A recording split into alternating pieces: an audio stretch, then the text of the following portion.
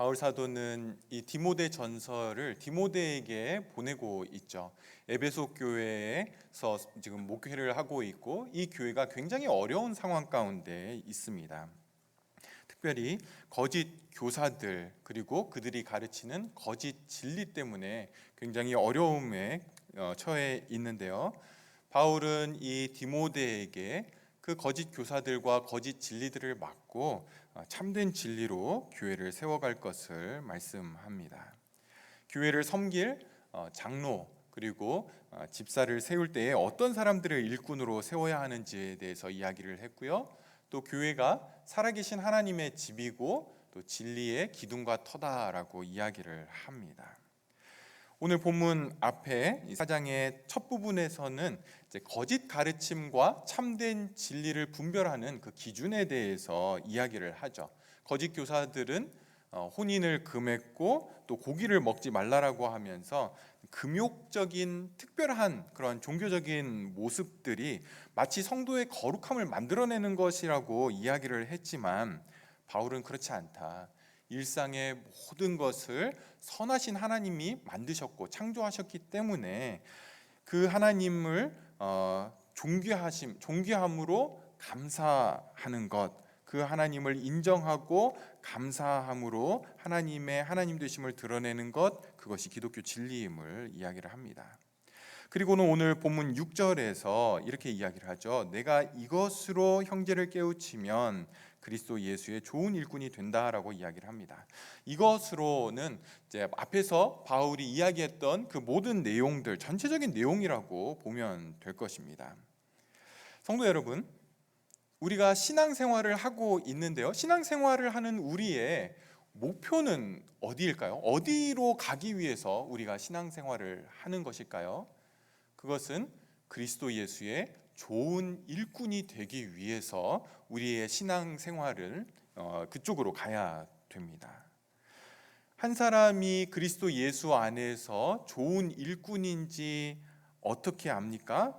무엇보다도 교회 안에서 드러나게 되는 것이죠. 교회 안에 있으면 우리가 우리 자신이 그리스도 예수의 좋은 일꾼인지를 보게 됩니다. 제가 25년 정도 교회 사역을 해오고 있는데요. 그러다 보니까 교회 안에 여러 부류의 사람들이 있다는 것을 보게 됩니다. 아마 여러분들도 다 아실 텐데요. 먼저 어떤 분들은 자신은 잘 안 하면서 말을 굉장히 잘하시는 분들이 있습니다. 교회는 이러해야 된다, 저러해야 된다. 그런데 정작 섬기는 것은 잘 안 하시려고 하는 그런 분들이 있습니다. 또 어떤 분들은 큰 교회 안에서 좀 볼 수 있는 부류의 사람들인데요. 이 사람들은 약간 구경꾼 같은 그러한 사람들입니다. 군중 속에서 자기를 숨기고는 예배만 드리고 가거나 아니면 교회가 나랑은 그렇게 관계는 없는 것처럼 교회를 바라보는 그러한 사람들, 구경꾼과 같은 사람들이 있죠. 또 저희 교회는 한 분도 안 계시는데 이런 분이, 그런데 교회 안에서 문제를 일으키는 분들이 있습니다. 뭐든 싸움을 잘해야 된다 뭐 이래서 싸움을 잘하는 그러한 분들도 계십니다. 근데 여러분, 교회 안에서 정상적인 성도의 모습, 그것은 그리스도 예수의 좋은 일꾼입니다. 일꾼이 되는 거죠. 좋은 일꾼으로 자라가는 것, 그것이 기독교 신앙이 내 안에서 바르게 지금 자라가고 있다, 성장하고 있다라고 하는 모습입니다. 바울 사도가 3장에서 장로의 자격 또 집사의 자격에 대해서 가르친 내용 역시 교회를 그리스도 예수의 좋은 군사로서 섬기는 그러한 모습이라고 할 수 있습니다. 그것이 저와 여러분의 목표인 거죠. 그러면 어떻게 일꾼으로 자라갈 수 있는가 하는 것이 우리의 고민일 것입니다. 목회자로서 제가 갖고 있는 가장 큰 고민 중에 하나이고, 제가 제 자신을 볼 때 참 잘 못하는 부분이기도 합니다. 어떻게 해야 교회 안에서 한 성도가 그리스도 예수의 좋은 일꾼으로 자라갈 수 있는가 하는 거죠. 그리스도 예수의 좋은 일꾼이 되기 위해서 무엇을 알아야 되고 무엇을 훈련해야 되고 또 어떻게 성장해 가야 되는가, 어떻게 신앙생활을 해야 하는가, 이런 고민들이 있습니다. 교회 안에서 신앙의 성장을 위한 여러 가지 프로그램들이 있죠. 한국 교회 안에서 가장 중요한 또는 유명한 프로그램, 제자 훈련이 있습니다. 지금은 많이 시들해지긴 했지만 한때 가장 유행했던 그런 프로그램이기도 합니다. 여러분이 생각하기에는 한 사람이 그리스도 예수의 좋은 일꾼이 되기 위해서 반드시 필요한 것은 무엇이겠습니까? 한 사람이 믿음으로 성장해서 교회의 일꾼이 된다, 교회의 좋은 일꾼이 되기 위해서 성경이 요구하는 것은 어떤 것들이라고 생각이 되십니까? 여러분 자신에게 한번 질문하시고 또 자신에게 대답도 한번 해보시죠. 근데 오늘 본문이 사실은 이 문제를 다루고 있습니다. 거짓 교사들은 거짓 가르침을 통해서 자기를 따르는 그러한 사람들을 만들려고 했습니다. 자기 일꾼들을 만들려고 한 거죠. 자기의 욕심과 자기의 욕망을 채워주는 그러한 사람들을 세워갔습니다. 이런 상황 속에 있는 에베소 교회에게 바울은 예수 그리스도의 좋은 일꾼이 되는 것이 무엇인지 본문에서 말씀하고 있는 겁니다. 6절을 보십시오. 내가 이것으로 형제를 깨우치면 그리스도 예수의 좋은 일꾼이 되어 믿음의 말씀과 내가 따르는 좋은 교훈으로 양육을 받으리라. 우리가 이 6절을 좀 자세히 볼 필요가 있는데요. 한글 성경은 이 부분이 좀 명확하지는 않습니다. 근데 참 독특한 부분이 있는데요. 디모데에게 진리로, 이것들로 참된 진리로 형제를 깨우쳐라, 형제를 가르쳐라. 그러면 물론 가르침을 받는 형제가 그리스도 예수의 좋은 일꾼이 되겠지만 오늘 본문은 그 진리를 가르치는 디모데, 네가 그리스도 예수의 좋은 일꾼이 된다라고 그렇게 이야기를 하고 있습니다. 성도 여러분, 우리가 목표하는 그리스도 예수의 좋은 일꾼이 되는 방법은 지식과 정보를 아는 것으로 되는 것이 아닙니다. 기독교의 진리가 생명의 진리인데요, 살아서 사람들을 변화시키는 진리인데 그것이 지식으로 전해지는 것이 아니라는 겁니다. 물론 성경의 지식을 아는 것, 바른 교리를 가르치는 것 너무나 필수적이고 중요하죠. 디모데가 그 일들을 지금 열심히 하고 있습니다. 필요 없다라는 이야기를 하는 것이 아니고 정말 필요하지만 그것이 지식과 정보로서 전해지는 것으로는 사람들이 변화되지 않는다라는 겁니다. 그리스도 예수의 좋은 일꾼을 세우기 위해서는 그 진리를 가르치는 자가 그리스도 예수의 좋은 일꾼이 되지 않고서는 불가능하다라는 것을 지금 이야기를 하는 겁니다. 성도 여러분, 성경이 보여주는 이 생명의 진리는요, 가르치는 자나 가르침을 받는 자나 동일하게 함께 새롭게 되고 변화되는 것을 반드시 수반하는 것인데, 여러분 어떻게 사람을 새롭게 하고 또 자라가게 합니까? 6절 다시 보십시오.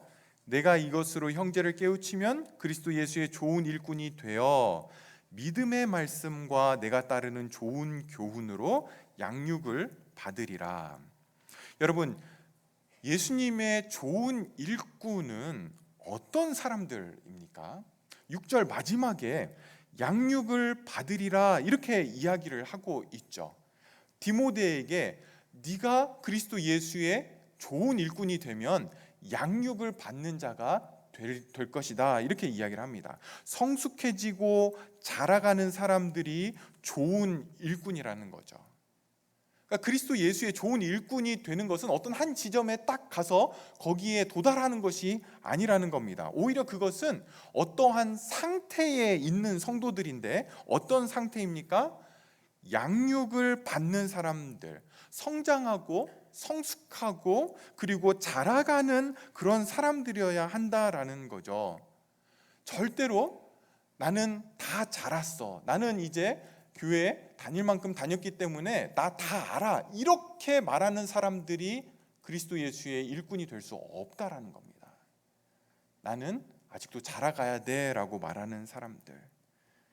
여러분, 그런데 무엇으로 양육을 받게 됩니까?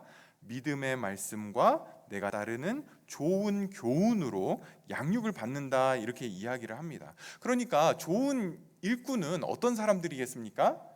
말씀을 듣기 원하고, 말씀을 공부하기 원하고, 말씀을 갈망하고 갈급함으로 그렇게 말씀 앞에 서는 사람들이 바로 그리스도 예수의 좋은 일꾼인 것이죠.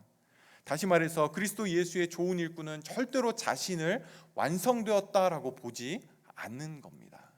절대로 나는 다 해봤기 때문에 그냥 교회 나오는 것으로 나는 만족하고 있어, 그냥 예배만 출석하는 거야 라고 하면서 예배에 참석하는 사람들은 그리스도 예수의 좋은 일꾼이 아닙니다.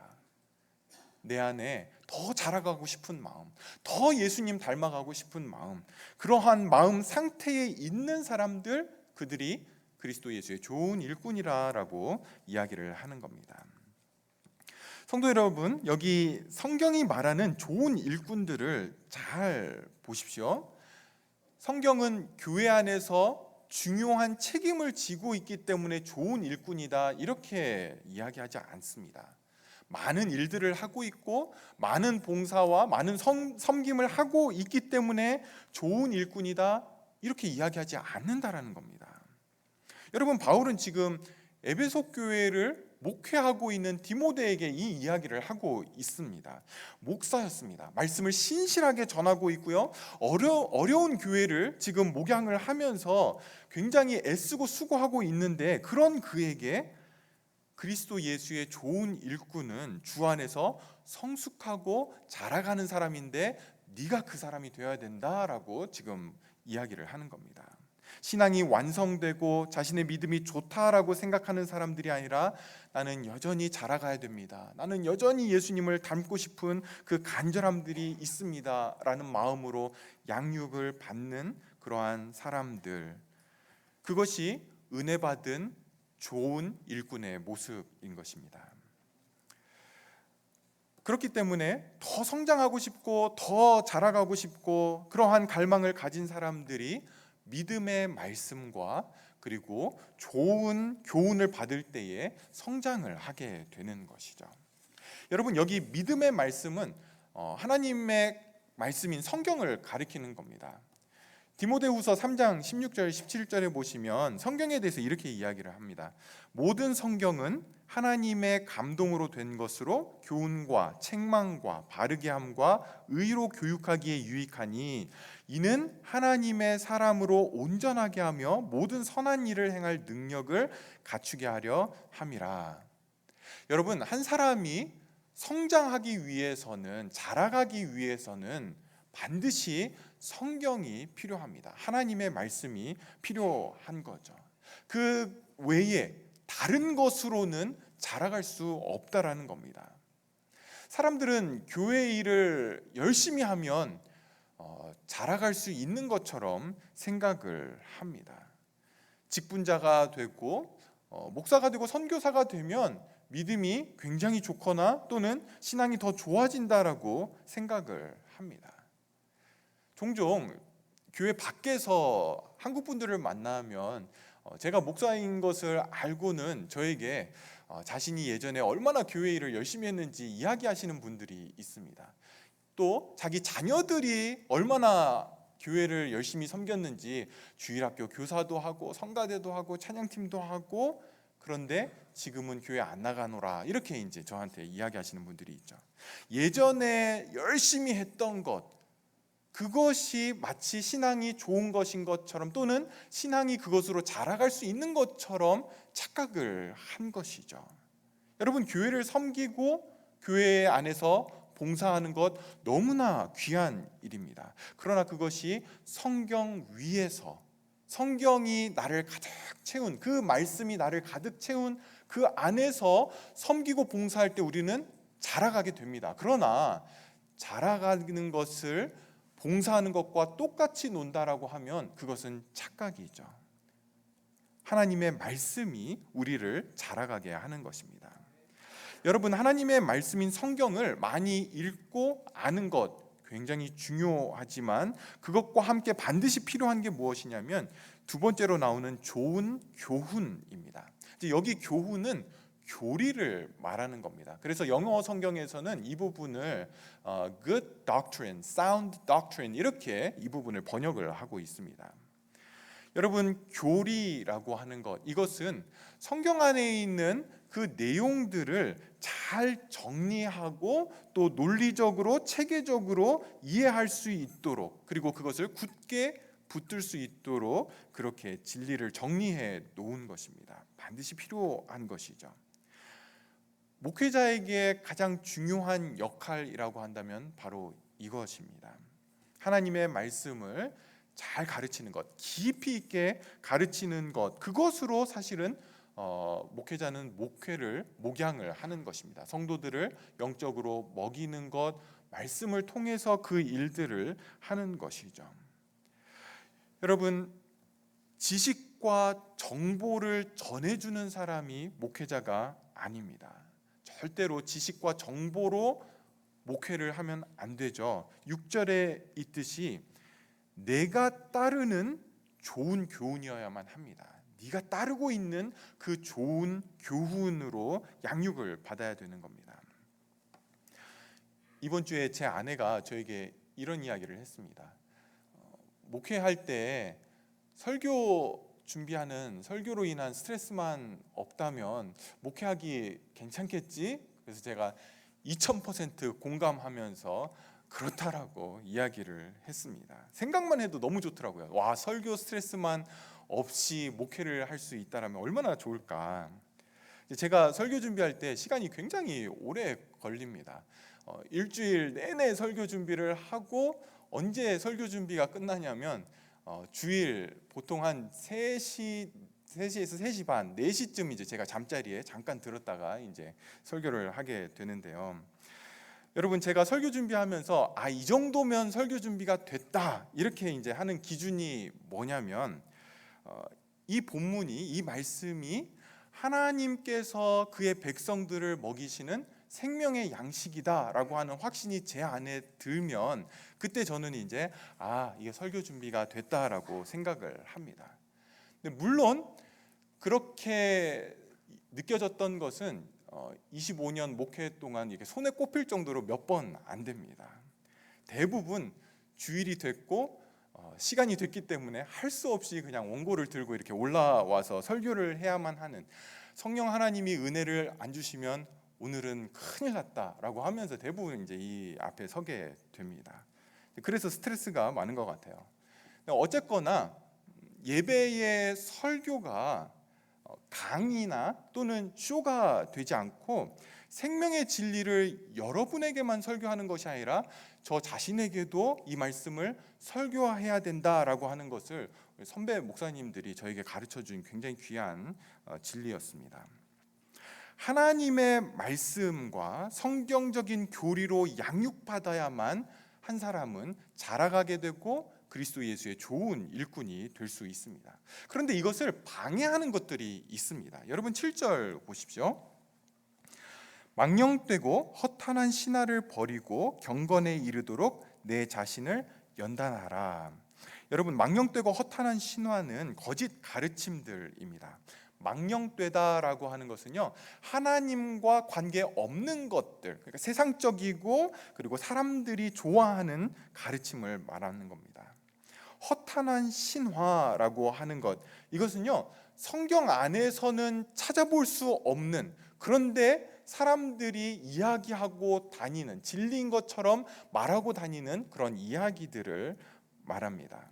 전에도 제가 말씀드렸던 것처럼 성경책이나 찬송가는 오른손으로 들고 왼손을 그 손으로 받치고 이렇게 두 손으로 성경책을 들어야 된다, 어떤 이런 이야기들, 아니면 돈을 많이 벌고 싶으면 먼저 그만큼 11조를 해라, 그러면 하나님이 빚졌기 때문에 채워주실 거다, 이런 말도 안 되는, 성경 어디에서도 찾아볼 수 없는 그런 이야기들이 바로 허탄한 신화입니다. 근데 문제는 뭡니까? 이걸 들으면 진짜인 것 같아요. 진짜 그렇게 하면 뭔가 거룩해지고 영적인 능력이 나갈 것 같은 그러한 느낌을 받는다라는 겁니다. 성도 여러분, 성경적인 진리와 교리들은 사람들이 많이 좋아하고 많이 찾는 그런 것이 아닙니다. 심지어 교회 안에서조차도 교리 공부하시죠 그러면 아유 이거 따분하고 어렵고 그리고 고리타분한 것처럼 그렇게 여기게 됩니다.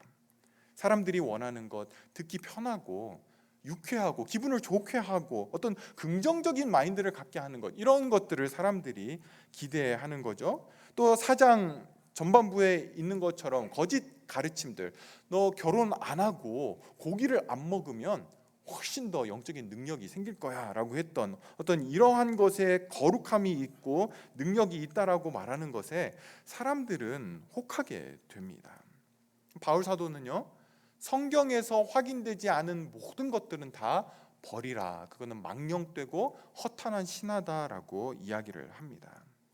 문제는 그런 망령되고 허탄한 신화를 성경에 빗대어서 거짓 교사들이 가르쳤다라는 겁니다.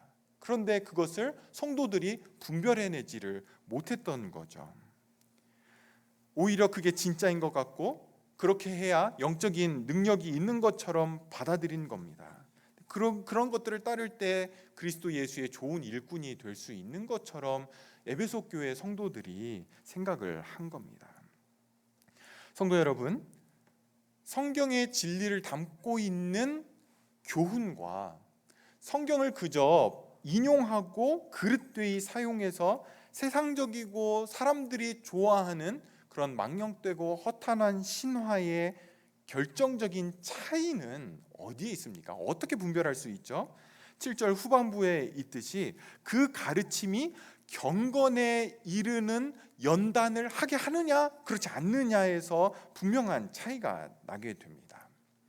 경건, 우리가 많이 듣는 단어죠. 성경 안에도 너무나 많이 쓰이고 있는 단어인데요. 경건이 뭐죠? 바울 사도는 그리스도 예수의 좋은 일꾼이 되기 위해서는 반드시 경건이 필요하다라고 이야기를 하고 있습니다. 경건에 이르러야 그것을 통해 그리스도 예수의 좋은 일꾼이 될 수 있다라고 그렇게 이야기를 합니다. 칼빈은요, 그의 주석에서 경건이 기독교 신앙생활의 처음이고 중간이고 끝이다, 이거는 완전한 거다라고 이야기할 정도로 성도에게 경건은 너무나 중요한 것이다라고 이야기를 합니다. 예전에 제가 어렸을 때에 다녔던 교회를 생각해 보면 어른들이 경건해야 된다라고 하면서 이렇게 주일날 양복 또 정장을 딱 입고 성경책을 이렇게 들고, 성경책도 좀 두꺼워야 됩니다. 신약만 있는 성경책 가지고 다니면 안 되고 주석까지 좀 달려 있는 그런 두꺼운 성경책을 이렇게 딱 끼고 사람들을 만나면 할렐루야 뭐 이렇게 좀 인사를 하고 이러면 저분 참 경건하셔, 이렇게 이제 사람들이 인정을 해줬습니다. 저는 그때도 그랬지만 지금도 저에게 할렐루야 뭐 이렇게 인사를 하면 속으로 저분 좀 이상하구나, 가까이 하면 안 되겠다, 이런 생각이 듭니다. 저한테 할렐루야 이렇게 인사하지 마십시오. 그러니까 경박스럽지 않고 어떤 근엄하고 위엄이 있는 그러한 모습이 경건이라고 생각했던 것 같은데요. 여러분, 사실 이 경건이라고 하는 이 단어는 유세베이아라고 하는 단어인데요. 이 단어가 세보마이라고 하는 이런 단어에서 유래됐는데, 이 세보마이라고 하는 단어는 존중, 존경 또는 예배라고 하는 그런 의미를 가진 단어입니다. 여기서부터 경건이라고 하는 단어가 파생이 되어 나온 것입니다. 이 당시 헬라 사회 안에서 이 유세베이아라고 하는 단어가 사용이 되었는데요, 대부분의 경우가 신과 연관되어서 이 단어가 사용이 되었습니다. 그래서 경건하다라고 하는 것은요, 우리의 어떤 행위나 모습이나 행동에서 경건이 나오는 것이 아니고 사실은 하나님과 관계된 삶에서 이 경건은 나오게 되는 겁니다. 존 스토튼 목사님은 경건에 대해서 이렇게 설명을 하는데요, 제가 그대로 인용을 하겠습니다. 경건한 사람들은 하나님을 경외하는 사람이다. 그들은 자기 중심성에서 하나님 중심성으로의 회심이라고 하는 코페르니쿠스적 전환을 경험한 이들이다. 그러니까 경건하기 위해서는 하나님이 없다라고 말할 수 없는 그런 사람이 되어야만 합니다. 허탄하고 망령된 신화를 따를 수 없는 거죠. 그러니까 허탄하고 망령된 신화는 결국 사람 중심적이고 자기 만족을 위한 것이고 자기 의로움을 드러내기 위한 것이라고 한다라면, 성경적인 진리와 성경적인 교리들은 결국 나로 하여금 하나님 앞에 세우는 그 일들을 하게 됩니다. 경건에 이르는 것이죠. 지난 주일 오후에 이제 주일 성경 공부반이 있는데요. 거기서 우리가 함께 암송하기로 한 말씀이 로마서 6장 11절 말씀입니다. 근데 바울이 로마 교회 성도들에게 이렇게 권면합니다. 이와 같이 너희도 너희 자신을 죄에 대하여 죽은 자요 그리스도 예수 안에서 하나님께 대하여는 살아있는 자로 여겨라, 이렇게 이야기를 합니다.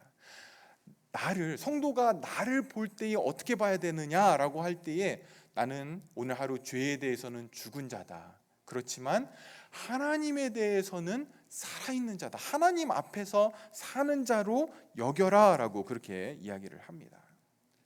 우리 신앙의 선배들은 이것을 라틴어로 코람데오라고 하면서 하나님 앞에서 사는 삶, 신전 의식을 가지고 사는 삶에 대해서 이야기를 했습니다. 언제나 어느 자리에 있든지 어느 순간에서든지 나는 하나님 앞에 서 있는 자다. 지금 이 시간 나는 하나님 앞에 서 있다라고 그렇게 여기고 살아가는 거죠. 성도 여러분, 하나님 앞에서 산다라고 하는 것 어떤 의미입니까? 하나님이 내가 죄 지으면 바로 나를 혼낼 것 같은 그러한 마음으로 살아가는 것, 그런 것 아니죠. 하나님 앞에 서 있다, 하나님 앞에서 살아간다라고 하는 것은 하나님의 그 가치와 하나님의 그 존귀함을 인식하면서 살아가는 겁니다. 하나님이 얼마나 영광스러우시고 얼마나 귀한 분인지를 알고 그분 앞에서 지금 나를 바라보는 것이죠. 그렇기 때문에 그분을 존경하고 존중하고 그분을 높이고 존귀히 여기고 그분의 가치를 아는 것, 그렇기 때문에 그분을 예배하는 삶을 살아가는 것이죠. 나의 모든 일상을 그렇게 하나님 앞에서 살아가는 것, 예배자로 살아가는 것. 또 4장 앞부분에서 바울은 그것이 하나님이 지으신 모든 것이 선함에 감사함으로 받는 것, 그것이 바로 하나님 앞에서 사는 삶의 모습입니다. 4장 4절에 하나님께서 지으신 모든 것이 선함에 감사함으로 받으면 버릴 것이 없다라고 이야기를 하죠. 또 여러분 3장 16절에서는 경건에 대해서 이렇게 이야기를 합니다. 크도다 경건의 비밀이여 그렇지 않다 하느니 없도다. 그는 예수님이죠. 예수님은 육신으로 나타남 받으시고 영으로 의롭다 하심을 받으시고 천사들에게 보이시고 만국에서 전파되시고 세상에서 믿음 받으시고 영광 가운데 올려지셨느니라. 여러분, 경건이 하나님 앞에서 사는 삶이다, 하나님의 가치를 인정하는 삶이다라고 할 때에 그것은 예수 그리스도의 구속 사역에 뿌리를 두고 있습니다. 하나님의 존귀하심이 어디서 가장 분명하게 나타났습니까? 예수님의 십자가 사건에서 나타나게 되는 거죠. 예수님의 십자가 사건이 내 안에 분명해야 하나님이 얼마나 귀한 분이신지를 실제적으로 알게 되는 것입니다. 여러분, 하나님의 존귀하심은 예수님의 구속사역에서 가장 영광스럽게 빛나게 되는 거죠. 이 땅에 오셔서 사람의 몸을 입으시고 우리를 위해 이루신 그 모든 일들을 통해 우리는 하나님이 얼마나 귀하고 존귀하신 분이신지를 보게 되는 겁니다. 이것을 믿음으로 고백하고 붙들 때에 우리는 하나님을 존귀히 여기는 것이죠. 감사하게 되고요, 일상의 삶들 가운데 예배자로 서게 되는 것입니다. 여러분, 이 자리, 예배하는 이곳도 마찬가지죠. 여기에 앉아 있다라고 해서 예배가 되는 것이 아닙니다. 예배라고 하는 것이 하나님의 가치를 드러내는 것, 내가 하나님의 그 존귀하심을 인정하는 것, 나타내는 것이다라고 한다라면, 예배 자리는 예수 그리스도 안에서 하나님이 행하신 일들을 고백하고 그것을 경험하고 그것을 깊이 아는 자들이 하나님의 존귀하심을 참되게 높이게 되는 것입니다. 예배자가 되는 것이죠. 여러분, 바울은 디모데에게 경건에 이르도록 내 자신을 연단하라, 이렇게 이야기를 하고 있습니다. 두 가지를 이야기한다라고 우리가 볼 수 있는데요. 하나는 성도에게 경건이 너무너무 중요하다라고 이야기를 하고 있고요. 또 하나는 이 경건이 연단을 통해 이루어져 가는 것이다라고 이야기를 하고 있습니다. 8절 보십시오. 육체의 연단은 약간의 유익이 있으나 경건은 범사에 유익하니 금생과 내생의 약속이 있느니라. 여러분, 바울이 육체의 연단과 경건을 위한 연단을 지금 비교하고 있습니다. 육체의 연단은 약간의 유익이 있다 이야기를 합니다. 약간의 유익이라고 하는 것은 잠시 동안 유익하다라고 이야기를 하는 겁니다. 근데 경건은 범사에 유익하고 금생과 내생에 약속이 있습니다. 경건, 하나님을 경외하며 하나님 앞에 사는 자들은 이 세상에서뿐만 아니라 죽음 이후의 삶에서도 약속을 받고 있다라는 겁니다. 예수님께서도 마가복음 10장에서 비슷한 말씀을 하시는데요. 마가복음 10장 29절 30절에서 이렇게 이야기를 합니다. 예수께서 이르시되 내가 진실로 너희에게 이르노니 나와 복음을 위하여 집이나 형제나 자매나 어머니나 아버지나 자식이나 전토를 벌인 자는 현세에 있어 집과 형제와 자매와 어머니와 자식과 전토를 100배나 받되 박해를 겸하여 받고 내세에 영생을 받지 못할 자가 없느니라. 여러분, 예수님 믿으면 아버지, 어머니, 부모, 형제 뭐 다 버려야 됩니까? 집이며 뭐며 다 버리라는 이야기일까요? 그런 이야기가 아니죠. 나와 복음을 위하여라고 하는 것, 그것은 예수님과 그분의 복음을 너무너무 사랑하기에 이 땅의 것들과 내가 너무나 사랑하는 그 복음을 비교하면 마치 이 땅의 것들을 버린 것처럼 이것을 너무나 사랑하는 것을 지금 이야기를 하는 겁니다. 그리고 그 복음을 믿고 그 복음을 붙들고 신뢰하는 것이죠. 어느 누구도 하나님 앞에서 의로운 자로 인정받을 수 있는 사람은 없습니다. 나의 노력으로, 나의 도덕적인 윤리적인 행함으로 거룩하신 하나님 앞에 너 천국에 올라올 만큼 의롭구나, 이렇게 인정받을 수 있는 사람은 아무도 없다라는 거죠. 대신 우리에게는 복음이 있죠. 복된 소식이 있습니다. 그 하나님의 거룩하신, 완전하시고 완벽하신 기준을 온전하게 예수님이 다 이루셨다라는 겁니다. 그리고 그분을 믿기만 하면, 그 복음을 받아들이고 신뢰하기만 하면, 그 복음을 신뢰하기에 그 소식을 기뻐하고 감사하며 더 이상 나를 신뢰하지 않고 예수 그리스도와 그분의 복음을 신뢰하는 자들에게 영생이 약속되어 있는 거죠. 내세에 영생을 받지 못할 자가 없다라고 이야기를 합니다. 여러분, 이 복음을 진짜로 믿는다라면 예수님과 예수님의 복음을 위해서 이 땅의 것들, 그것이 가족이 될 수도 있고요, 내 물질이 될 수도 있고요, 무엇이든 그것을 버릴 수밖에 없는 상황들도 오게 될 겁니다. 근데 여러분, 그때에 믿음이 너무 좋아서 예수님의 복음을 내가 너무 사랑하기 때문에 이 땅의 것들은 아무것도 아니야 라고 그렇게 버릴 수 있다라면 좋겠지만 쉽지 않다라는 겁니다. 자연스러운 것은 아니라는 거죠. 그래서 어떻게 해야 됩니까? 연단이 필요한 겁니다. 훈련이 필요한 거죠. 왜 훈련하라고 합니까? 이것이 지식과 정보로 내 안에 경건이 이루어지는 것이 아니기 때문에 그렇습니다. 경건은 지식과 정보를 얻는다고 해서 되는 것이 아니라 내가 직접 경건한 사람이 되어야만 경건이 내 안에 임하게 되는 거죠. 내가 직접 말씀에 순종해야 되고 내가 직접 말씀을 살아내지 않으면 성경의 진리가 지식과 정보밖에는 안 되는 것입니다. 그러면 이 훈련을 할 수 있는 곳이 어디입니까? 교회입니다. 물론 하나님께서 가정도 이것을 훈련할 수 있는, 경건을 훈련할 수 있는 너무나 중요한 훈련장으로 주셨지만, 하나님께서 성도들을 모으신 이 교회가 바로 우리의 훈련장입니다. 훈련을 위해서 어떤 프로그램, 제자 훈련, 무슨 훈련 이런 것들이 필요한 것이 아니라 교회 자체가 경건의 훈련을 하는 훈련 장소라는 겁니다. 여러분, 여기 연단이라고 하는 이 단어는 김나조라고 하는 헬라어 단어인데요. 이 단어에서부터 짐네이지움, 체육관이라고 하는 이 단어가 나오게 됐습니다. 그러니까 교회는 성도들의 경건을 위해 훈련하는, 연단하는 짐네이지움, 훈련장이고 체육관이라고 하는 그런 의미입니다. 우리 교회, 우리는 예수님 때문에 이곳에 모여 있죠. 예수님 때문에 모였는데 모여서 보니까 어떻습니까?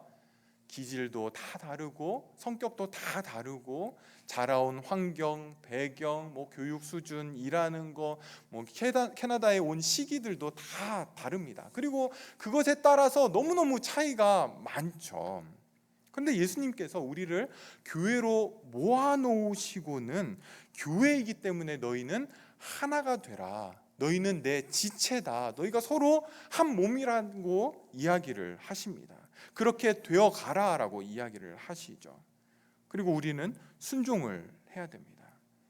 근데 이 말씀 하나만 순종하기에도 쉽지가 않습니다. 여러분, 교회로 이렇게 주차장에 들어오셔서 교회 주차를 하시고 또 안내를 받고 안내를 하고 봉사를 하고 교회 또 자녀들을 주일학교에 보내시고 성가대를 하고 예배 후에 서로 만나서 인사하고 교제하고 간식을 위해서 줄을 서고, 여러분, 이 모든 것들 안에 사실은 하나됨의 훈련이 있는 것입니다. 순종을 해야 되는 부분들이 많은 거죠. 성질대로 해서는 안 되는 겁니다. 훈련이 안 돼요. 하나가 될 수 없다라는 겁니다. 내 마음대로, 내 생각대로 해서도 하나가 될 수 없습니다. 어떻게 해야 됩니까?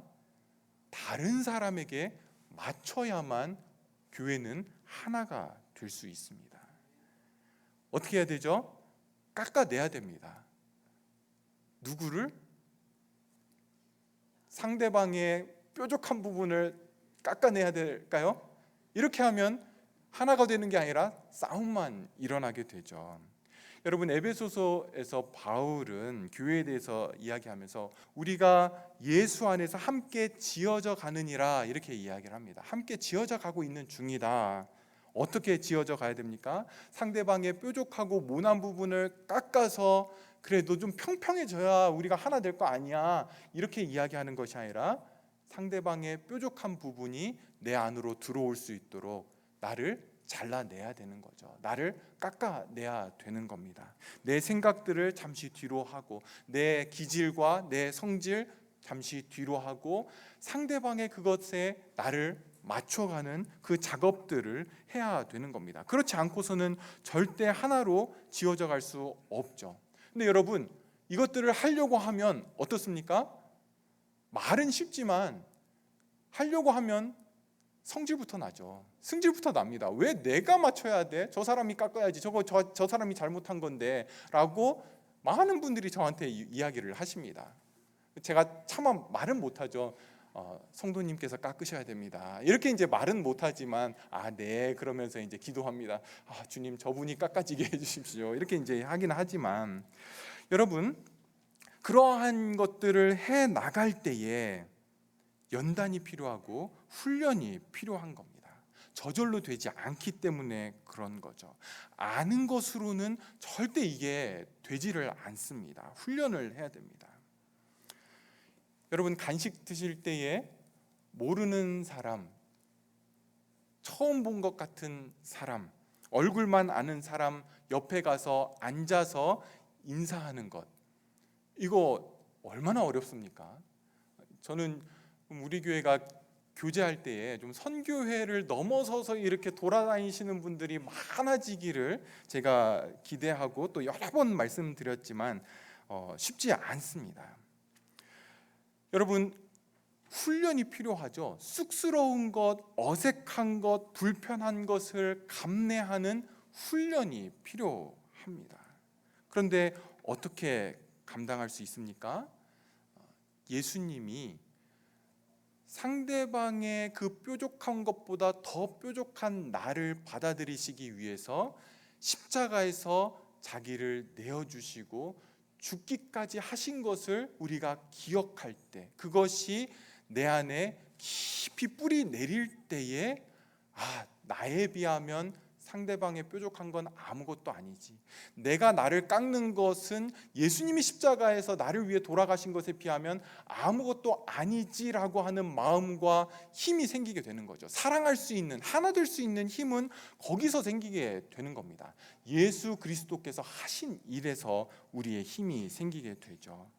그리고 그런 어색함들, 불편함들, 그런 것들을 감내하는 훈련을 하게 되는 겁니다.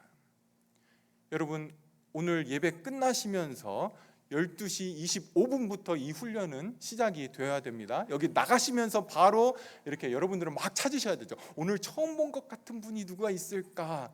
나 불편한 곳으로 나는 달려가리라. 한번 따라 해보고 싶은데 제가 따라 하라고 하기는 좀 그렇고요. 여러분, 훈련이 필요합니다. 경건은 연단이 필요하고 훈련이 필요한 거죠. 제자 훈련 6개월 받는 것보다 모르는 사람 옆에 가서 앉아서 말 거는 것, 이게 더 힘듭니다. 그런데 이것이 우리를 자라나게 하는 거죠. 이제 말씀을 정리하겠습니다. 여러분, 9절과 10절 보십시오. 9절 10절 우리 같이 읽겠습니다. 미쁘다 이 말이여 모든 사람들이 받을 만하도다. 이를 위하여 우리가 수고하고